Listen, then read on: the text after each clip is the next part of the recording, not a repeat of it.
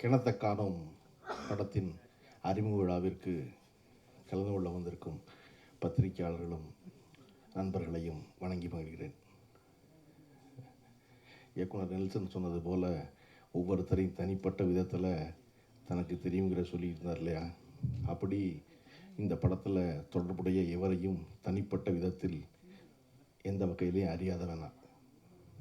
எனக்கு தயாரிப்பாளர் ரமேஷ் பாபு அவர்களை எனக்கு 8 வருஷமாக தெரியும், 10 வருஷமாக தெரியும், 12 வருஷமாக தெரியும், எல்லாரும் சொல்லியிருந்தாங்க.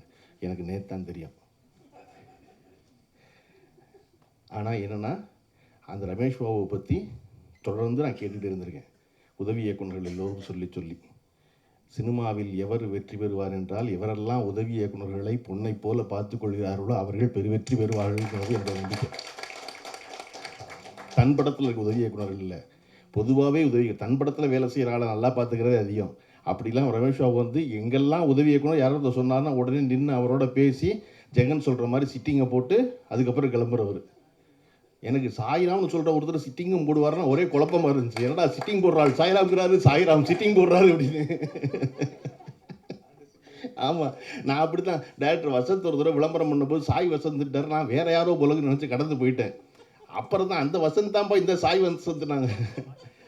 அந்த மாதிரி இப்படி உதவி இயக்குனரோட பெரும் நட்பு கொண்டிருக்கும் தயாரிப்பாளர் என்பதை விடவும், இன்றைக்கி ஒரு இயக்குனர் இல்லாத பொழுது அவர் படத்தை அவரின் பெயரை சொல்லி அவரை கொண்டாடி அவரை பாராட்டி பேசுகிற ஒரு தயாரிப்பாளர் அரிதுன்னு அரிது. அதற்காக ரமேஷ் பெருவெற்றி பெறணும். ஏன்னா எல்லா படமும் ஆரம்பிக்கும் போது இயக்குனரும் நடிகரும் போல உலகத்தில் சிறந்த நண்பர்கள் இருப்பதே இல்லை. படம் முடியும் போது அவர்கள் இதுவரை போல மிகச்சிறந்த எதிரிகள் இருப்பதே இல்லை தமிழ் சினிமாவில். அப்படி இருக்கும்போது படம் முடிந்த பிறகும் அந்த இயக்குனரை கொண்டாடி கொண்டிருக்கிற அவருடைய இல்லாமையில் அந்த இயக்குனரை கொண்டாடி கொண்டிருக்க ஒரு தயாரிப்பாளர் போற்றத்தக்கவர். அந்த வகையில் ரமேஷ் பாபு தொடர்ச்சியாக நாம் எல்லாராலும் போற்றப்பட வேண்டியவர். யோகி பாபு பற்றி எல்லாரும் பேசிக்கிட்டு இருந்தாங்க. குறிப்பாக வசமால் பேசும்போது இந்த கிணத்த காணும் அப்படிங்கிற இந்த தலைப்பே ஒரு பொலிட்டிக்கல் ஸ்டேட்மெண்ட் ஆயிடுச்சு அப்படின்னு சொன்னார். வடிவேலு பேசின எல்லா வசனங்களும் தமிழ்நாட்டில் இன்றைக்கி ஒரு பொலிட்டிக்கல் ஸ்டேட்மெண்ட். வடிவேலுங்கிற ஒரு மனிதன் இல்லாமல் இன்றைக்கி தமிழ்நாடு விடிவதில்லை, தமிழ்நாடு முடிவதில்லை.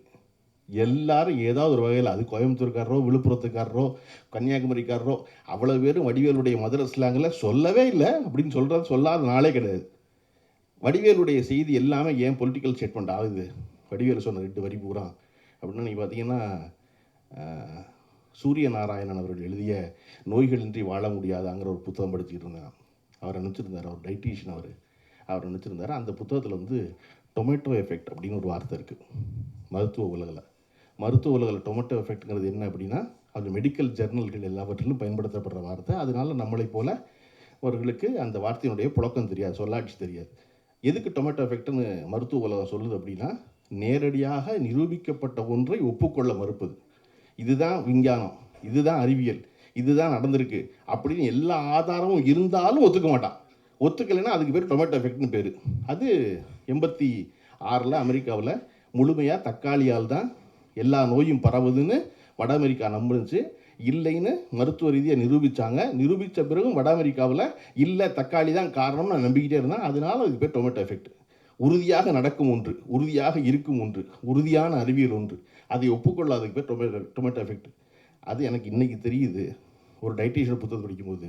ஆனால் வடிவேலுக்கு எப்போ தெரிஞ்சிருக்கு அப்படின்னா, எனக்கு ரத்தம், உனக்கு தக்காளி சட்னியாங்கிறது இருக்கு இல்லையா, அதுதான் டொமேட்டோ எஃபெக்ட்.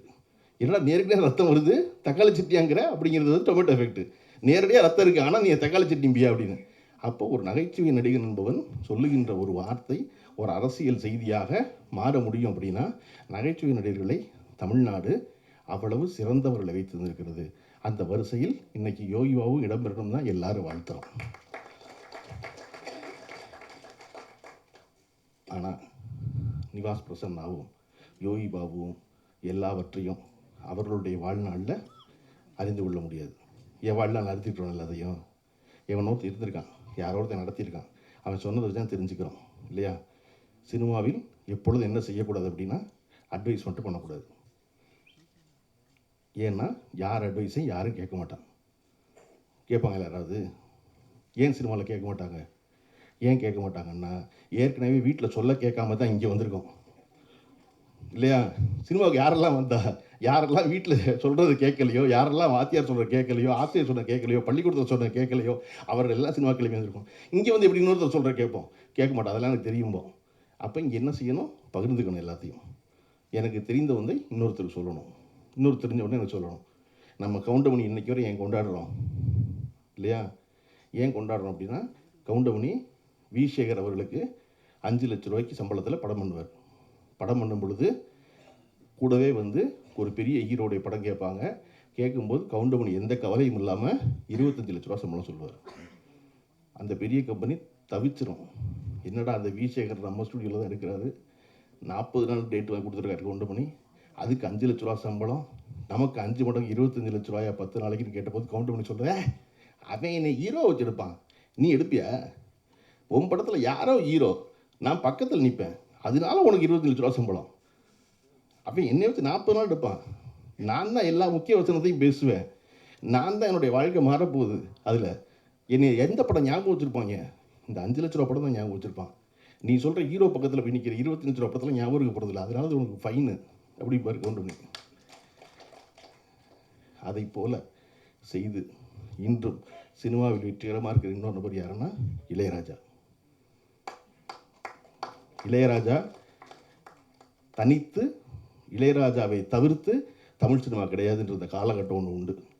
வெறுமனை ஒரு பிளாக் அண்ட் ஒயிட்டில் ஃபோட்டோ போட்டு ராகதேவனின் இசையில் போட்டால் எல்லாரும் வந்து வாங்கிக்கிறோம் படத்தை. அவர் லேசாக 92 அந்த இடம் பறிபோகுது. அதை பற்றி அவர் கவலைப்படல, நடத்திக்கிட்டே இருக்கார், படம் பண்ணிக்கிட்டே இருக்கார், தொடர்ந்து நடக்குது, வெற்றி படம் கொடுக்குறாரு. மறுபடியும் அவதாரங்கிற படத்தை நான் பார்க்குறேன். 97 98 கமலால் இளையராஜான்னு பேர் போட்டால் அரங்கம் அதிருது. இன்றைக்கும் இளையராஜான்னு பேர் போட்டால் அரங்கம் அதிருது. ஒரு மனிதர் எப்படி தன்னுடைய இடத்தை விட்டு விலகி நின்று 30 வருஷம் கழிச்சு கைதட்டு வாங்குறாரு அப்படின்னா, இளையராஜா ஒரு பொழுதும் பெருநிறுவனங்களுக்கு மட்டுமே படம் பண்ணலை. எவரிடம் பணம் இல்லையோ அவருக்கு இளையராஜா படம் பண்ணிக்கிட்டே இருந்தார். இளையராஜா உச்சத்தில் இருக்கும் பொழுது வாங்குகிற சம்பளம் குருவிக்கரப்ப சண்முகத்துக்கு அந்த சம்பளம் கிடையாது. குருவிக்கரப்ப சண்முகம் படுக்க வந்தார், மாப்பிள்ளை மனசு பூ போலாம் படுக்கிறாரு, குருவிக்கரப்ப சண்முகோட படம் இல்லைன்னு தெரியும், பாண்டியராஜன் தேதி கொடுக்குறாரு, இளையராஜா சொல்கிறார் அப்புறம் பார்த்துக்க நான் பணம்ங்கிறார்.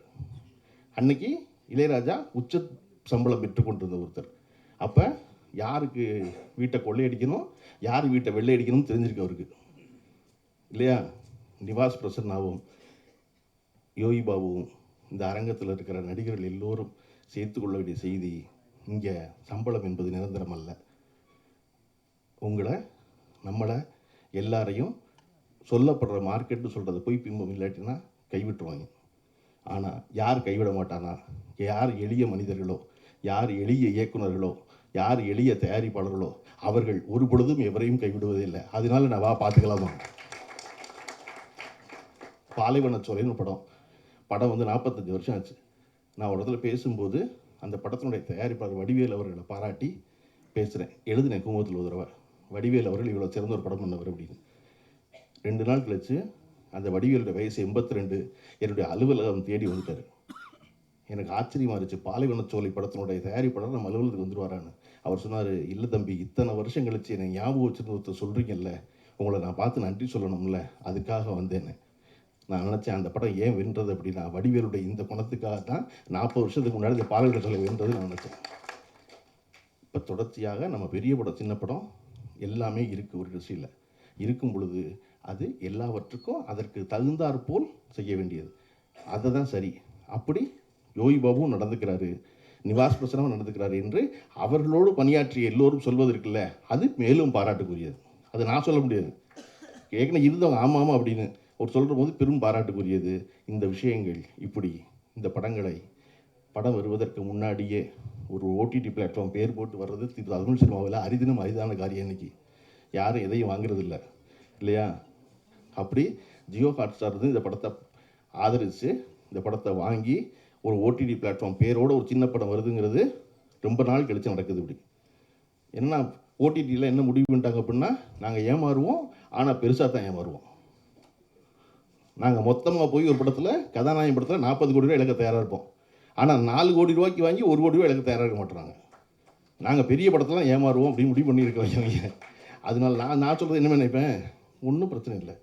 நம்ம தேவர்மன் சிவாஜி மாதிரி என்ன நினச்சிக்கணும்னா, இந்த சிஇஓ மாறிடுவார், அடுத்த ஒருத்தன் வருவான், அப்புறம் வருவான், மெதுவாக தான் வருவான், அவசரமாக வரமாட்டான். என்னோட சௌரியம் என்னென்னா, நான் அரசியலில் இருக்கேன்னு நினைக்கிறனால சினிமா பற்றி எது வேணாலும் பேசலாம், சினிமாவில் இருக்கேன்னு நினைக்கிறனால அரசியலை பற்றி எது வேணாலும் பேசலாம். அப்புறம் கொஞ்ச நாள் குழப்பமாக என்ன சொல்லுவாங்க எல்லாரும், நீங்கள் ஏங்க இதெல்லாம் போய் பேசுகிறீங்க அப்படின்னா, டேய் கூட நான் வரும் பொழுது இங்கே வந்து யார் நான் இல்லை, அவங்க யாருமே இல்லை 15 வருஷம் கழிச்சு. இதில் அவர் சந்தோஷப்படுவார், இவர் சந்தோஷப்படுவார், பேசி தான் போகிறேன். இங்கே நோக்கம் என்னென்னா, சிறந்த படங்கள் ஓடுவது. தாய்க்கிழவிக்கு வந்து பொம்பளைலாம் கூட்டமாக வர்றாங்கன்னு எல்லாம் சொல்லியிருந்தாங்க. நான் சொன்னேன், எல்லா படத்துக்கும் கூட்டமாக வர தயாராக தான் இருக்காங்க, நம்ம தான் வர்றவனை வந்து கையை பிடிச்சி கடிக்கிறவன் வரமாட்டேன். நான் சொல்கிறேன், தியேட்டருக்குள்ளே வர்ற 300 பேரும் 2 கையவும் தட்டுறதுக்கு தான் கொண்டு வர்றான், தயாராக தான் இருக்கான். அவனை வச்ச கை மேசி தாங்கியிலேருந்து ஆண்ட்ரஸ்லேருந்து அந்த கையை எடுக்கக்கூடாமல் பார்த்துக்கிறோம். நம்ம அவனும் கொஞ்சம் நேரம் பொறுமையாக பார்க்குறான், 10 நிமிஷம் உனக்கு ஒரு வாய்ப்பு இருக்குன்னு. 10 நிமிஷம் கழிச்சதுக்கப்புறம் நம்ம அவனை சோதித்தோம்னா அவன் மெதுவாக பையில் இருக்க ஃபோன் எடுத்து பார்க்க ஆரம்பிக்கிறான். ஏன்னா அந்த திரையை விட இந்த திரை சுவாரஸ்யமாக இருக்குது இல்லையா? எனக்கு வந்து விஜய் மேடமுடைய 10-15 வருஷம் ஆச்சு நினைக்கிறேன். அவங்க மதியான கூட்டம் இன்னும் செவனம்மா ஞாபகத்தில் இருக்குது. எனக்கு முதல்ல அப்படி ஒரு செவனம்மாவை நான் பாரதி ராஜா படத்துலேயே பார்க்கல. ஆனால் பாரதி ராஜா படம் தான் செவனம்மாவுக்கு அடிப்படை. அங்கேருந்து தான் கிளம்பி வந்து அப்போ அந்த படம் இன்றைக்கி எனக்கு மறக்க முடியாத காரணம், நான் எந்த எண்ணத்தோடையும் போகல, சும்மா ஒரு படம் புது டைரக்டர் பார்க்க போவேன்னு போனது. அந்த செவனம்மா எனக்கு 15 வருஷம் கழிச்சு ஞாபகத்தில் இருக்காங்க. அப்படித்தான் ரசிகர்கள் எல்லோருக்கும் சிறந்ததை போற்றுவதற்காக தான் அரங்கத்து வரலாம். கிணத்தை காணும் படத்துடைய ட்ரெய்லர் எனக்கு காமிச்சார், ரொம்ப சிறப்பாக இருந்துச்சு. கவிதாபாரதி சொன்னார் இல்லையா, தண்ணீர் படத்தை எடுத்த கிராமங்களுக்கெல்லாம் போகணும்னு. தண்ணீர் எடுக்கப்பட்டது இந்த பரணி ஸ்டுடியோவில். அது வந்து விருதுநகர் பக்கத்தில் இருக்க மஞ்சநாயக்கம்பட்டிங்கிற ஊர் தான் அப்போ செய்தியானுச்சு. திரு எம்ஜிஆர் அவர்கள் முதலமைச்சராக இருக்கும்போது தண்ணி இல்லைன்னு. அதை அடிப்படையாக வச்சு கோமல் சுவாமிநாதன் எழுதின நாடகத்தை வாங்கி பாலச்சந்தர் படம் பண்ணார். அப்போ அந்த மஞ்சநாயக்கம்பட்டியை வந்து அத்திப்பட்டின்னு பேர் மாற்றி அந்த மஞ்சநாயக்கம்பட்டியில் போய் எடுக்க முடியாது படப்பிடிப்புன்னு அந்த தண்ணீர் முழுமையாக எடுக்கப்பட்டது இந்த பரணி ஸ்டுடியோவில். ஆனால் இன்றைய சினிமா அப்படி இருக்கா அப்படின்னா இல்லை. இன்றைக்கி அந்த இடத்துக்கே போகணும். அதனால தான் இந்த படத்தினுடைய இயக்குனர் வந்து ஒரு மச்சு வீடு இல்லாத வீடு போகணும்னு தேடி, தண்ணி இல்லாத கிராமம் போகணும்னு தேடி அந்த மெனக்கெட்டது இருக்கு இல்லையா, அதுதான் இந்த படத்தை பார்த்த எல்லோரையும் பாராட்ட வைக்கிறது. அது குறித்து உழைப்பு இருக்குல்ல, எது எப்பொழுதுமே உங்களுக்கு பலன் தராமல் போகாது அப்படின்னா உழைப்பு பலன் தராமல் போகவே போகாது. முயற்சி மெய்வருத்த கூலி தரும். எப்போ? தெய்வத்தால் ஆகாதுனாலும். தெய்வத்தால் ஆகாது ஸ்டேட்மெண்ட் முடிஞ்சிருச்சு. வள்ளுவர் சொன்னது தெய்வத்தால். ஐயோ தெய்வத்தாலே ஆகாதா அப்படின்னு டயர்டாக இருக்கக்கூடாது இல்லையா? என்னடா தெய்வமே முடியாதுங்கிறாங்க, தெய்வத்தால் ஆகாது, ஃபுல் ஸ்டாப். அது எனினும் அப்படிங்கிறாரு. கடவுள் கைவிட்டா என்ன? இப்போ நீ முயற்சி பண்ணு, முயற்சி பண்ணால் அது மெய் வருத்த கூலி தரும். இந்த படம் அத்தனை பேரும் மெய் வருத்த வேலி பார்த்துருக்காங்க. அதற்கான கூலியை எல்லோருக்கும் வந்து சேரட்டும் என்று வாழ்த்தி விடைபெறுகிறேன். நன்றி, வணக்கம்.